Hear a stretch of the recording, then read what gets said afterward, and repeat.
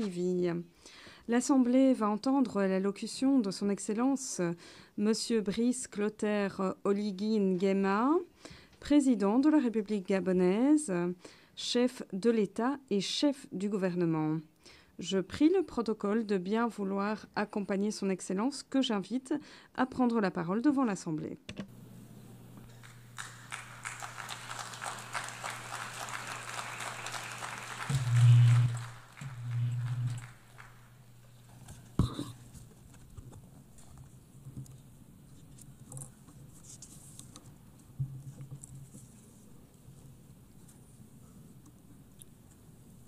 Madame la Présidente de l'Assemblée générale, Mesdames et Messieurs les chefs d'État et de gouvernement, Monsieur le Secrétaire général des Nations unies, distingués délégués, Mesdames et Messieurs, à l'entame de mon propos, il me plaît d'adresser mes plus sincères et chaleureuses félicitations à Son Excellence, Madame Annalena Baerbock, pour son élection à la présidence de cette 80e session de l'Assemblée générale des Nations unies.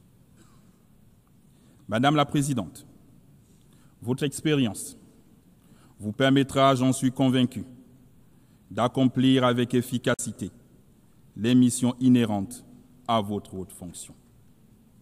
Soyez assurés de l'entière coopération de mon pays. À Son Excellence, Monsieur Philemon Yang, votre prédécesseur, j'adresse mes compliments pour le remarquable travail accompli durant son mandat. Enfin, je voudrais saluer à nouveau l'action de Son Excellence, Monsieur Antonio Guterres, secrétaire général de notre organisation, pour tous les efforts qu'il ne cesse de déployer depuis sa prise de fonction. Le Gabon, mon pays, est particulièrement attentif à l'initiative ONU 80 qui vise l'efficacité opérationnelle face aux défis mondiaux et à la rationalisation des mandats au sein du système des Nations unies. Madame la Présidente, il y a un an, devant cette auguste Assemblée, en qualité de président de la transition de la République gabonaise, je présentais le processus politique entamé dans mon pays depuis le coup de la libération opéré le 30 août 2023. Au terme de l'élection présidentielle du 12 avril 2025, dont le processus et les résultats ont été unanimement salués par la communauté internationale, cette transition s'est achevée par mon investiture le 3 mai 2025, en qualité de premier président élu de la République gabonaise, établissant ainsi les bases de l'ordre démocratique. Comme vous le savez, le Gabon a connu une transition pacifique et exemplaire, marquée par l'inclusion de l'ensemble des forces vives de la nation.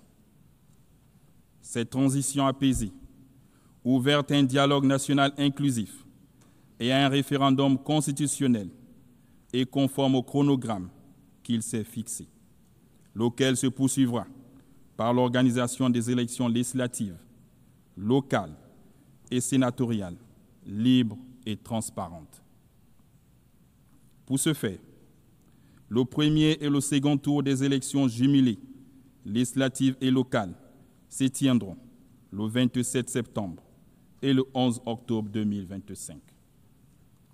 En ce qui concerne l'élection des sénateurs, celle-ci aura lieu le 8 novembre et le second tour est fixé au 29 novembre 2025, en vue d'un retour définitif à l'ordre constitutionnel dès janvier 2026. Nous pensons légitimement ce processus pacifique et historique pourrait d'ailleurs faire l'objet d'enseignements et d'études dans divers milieux. Le peuple gabonais a puisé les ressorts de ce succès dans son histoire, sa culture de paix et sa vision partagée du futur. C'est l'occasion pour moi d'exprimer au nom du peuple gabonais et au mien propre nos sincères remerciements à l'Organisation des Nations Unies pour son accompagnement multiforme. Je sais également pouvoir compter sur l'appui de l'ONU dans le cadre de la mise en œuvre du plan de croissance et développement du Gabon. Ce plan met l'accent sur l'augmentation de notre capacité énergétique, le renforcement des infrastructures, le développement du numérique et l'employabilité des jeunes. Mesdames et messieurs, le Gabon revient devant vous avec un message clair. Notre pays a changé.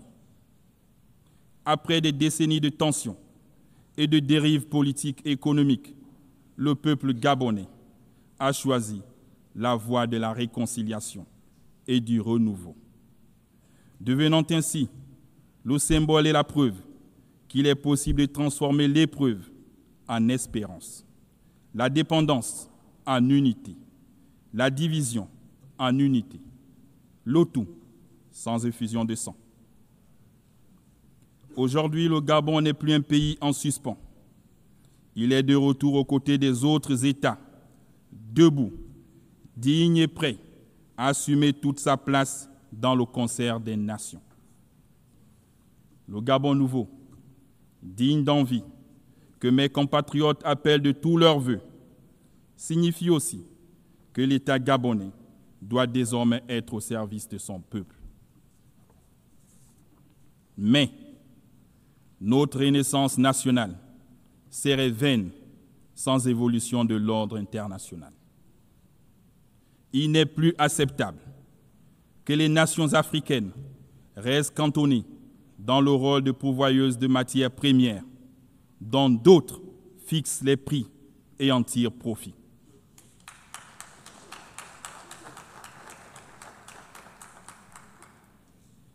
C'est donc le lieu pour moi d'inviter les investisseurs publics et privés à nous accompagner dans le cadre de partenariats gagnant-gagnant. Nous avons décidé de transformer nos ressources sur place, de créer des emplois chez nous, développer des filières industrielles africaines et dialoguer avec le monde sur des bases d'équité, de probité et de respect mutuel pour notre essor vers la félicité. Dans sa marche vers le développement, le Gabon, pays de paix et d'opportunités, continuera d'être une terre d'accueil pour tous ceux qui s'engagent à respecter nos lois, nos valeurs républicaines et à contribuer de manière exemplaire à l'essor national. Distingués délégués, Mesdames et Messieurs, cette 80e session de l'Assemblée générale ayant pour thème « Mieux ensemble, plus de 80 ans et plus pour la paix, le développement et les droits humains » se tient dans un contexte international marqué par des crises économiques, environnementales et sécuritaires qui appellent à un engagement collectif plus soutenu et plus ferme. Ceci est une invitation urgente à faire face à ces préoccupations, conformément à l'esprit et à la valeur de la Charte des Nations Unies. Mesdames et Messieurs, le monde offre aujourd'hui un visage profondément différent, alors que l'humanité n'a jamais disposé d'autant de moyens technologiques pour assurer son bien-être. Jamais la paix et la sécurité internationale n'ont paru si fragiles et si menacées. Il est plus que temps que la paix règne sur la terre, et particulièrement en Afrique, si meurtrie par des conflits dont les donneurs d'ordre et financiers se trouvent hors du continent.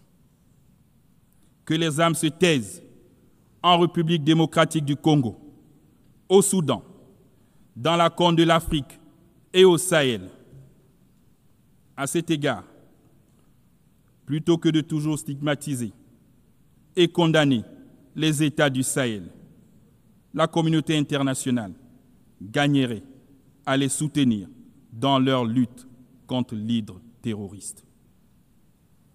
Mesdames et messieurs, le 12 décembre 1988, le Gabon reconnaissait officiellement l'État de la Palestine. Hier comme aujourd'hui, nous soutenons la solution à 2 États, seule voie, conforme aux résolutions des Nations Unies pour garantir une paix juste et durable entre Israéliens et Palestiniens, autant que la sécurité internationale. De même, le Gabon ne peut que réitérer sa position en faveur de la levée de l'embargo imposé à Cuba en raison de son impact négatif sur le bien-être des populations. Nous réaffirmons solennellement notre plein appui aux efforts internationaux menés à travers le monde pour parvenir à la paix. Ces efforts devraient être centrés sur l'humain, notamment les femmes et les jeunes. Dans le cadre du Pacte pour l'avenir de 2024, l'ONU doit continuer à encourager et appuyer l'action cruciale des femmes, résultant de la déclaration et du programme d'action de Beijing, dont nous célébrons les 30 ans cette année. Madame la Présidente de l'Assemblée générale, Monsieur le Secrétaire général des Nations unies, la triple crise planétaire, des changements climatiques, de l'appauvrissement de la biodiversité et de la pollution est une menace existentielle pour l'humanité. Pourtant, les efforts de la communauté internationale face à ces défis restent dramatiquement insuffisants. Le traité de la biodiversité, au-delà des juridictions nationales que nous venons de ratifier, vient combler un vide juridique et offre un cadre ambitieux pour une gouvernance équitable et durable dans la biodiversité. Ensemble, nous avons une réelle opportunité de faire de ce traité un véritable levier de transformation pour les générations présentes et futures. Le Gabon est le gardien d'une partie du bassin du Congo, deuxième poumon vert de la planète. Ce patrimoine exceptionnel ne sera pas sacrifié aux appétits financiers. Nous demandons un partenariat mondial équitable où la protection de nos forêts s'accompagne d'une juste rémunération pour les services écologiques rendus à l'humanité. Mesdames et messieurs, le nouveau ordre mondial est en marche. Les mutations en cours dans nos sociétés sont inévitables et ne peuvent pas continuer d'être ignorées. La paix et la justice internationale ne seront garanties que par un multilatéralisme revitalisé, notamment par la réforme du Conseil de sécurité, tenant compte des exigences africaines exprimées à travers la déclaration de Sirte et le consensus des Unis, auquel le Gabon est fermement attaché. En souhaitant plein succès à nos travaux, je formule mes vœux d'heureux anniversaire à notre organisation. Je vous remercie.